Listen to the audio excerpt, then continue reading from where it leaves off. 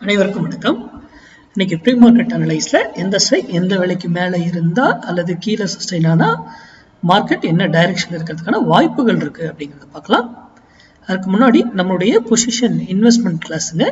Investment இது option buying கிடையாது. இந்த கிளாஸ் வருகிற 6ஆம் தேதி துவங்குது, ஞாயிற்றுக்கிழமை காலை. இதற்கான டீட்டெயில் டாபிக் ஏற்கனவே நான் எல்லாரும் கேட்டவங்களுக்கு அனுப்பியாச்சு.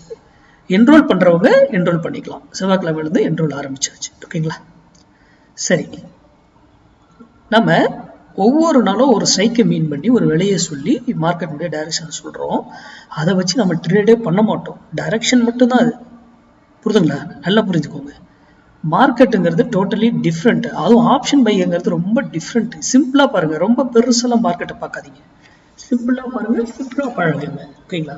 ஆனா அது மேத்தமெட்டிக்கல் சார்ந்திருக்கும், கணக்கு சார்ந்திருக்கணும்.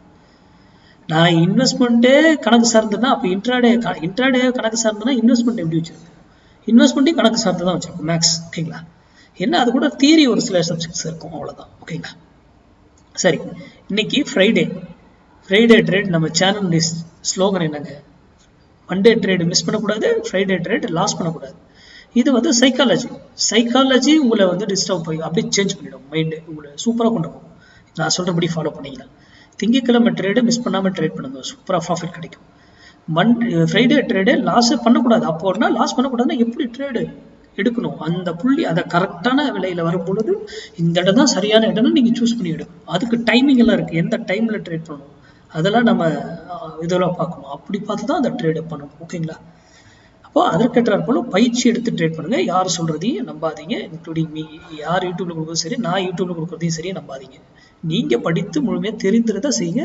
இல்லை உங்க டெக்னிக்கல் கூட இது மேட்ச் ஆச்சுன்னா பயன்படுத்திக்கோங்க, இல்லையா தவிர்த்துடுங்க. சரி, இன்னைக்கு 23,200 புட்டு 162 ரூபாய்க்கு மேல இருந்தால் நிஃப்டி இறங்கும்.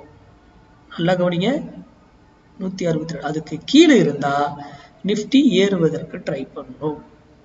அப்போ இது ஏன் அங்க நடக்குது, என்ன காரணத்திற்காக அப்படிங்கிறத நீங்க கால்குலேட் பண்ணி என்னன்னு கண்டுபிடித்து அதுக்கப்புறம் ட்ரேட் பண்ணுங்க.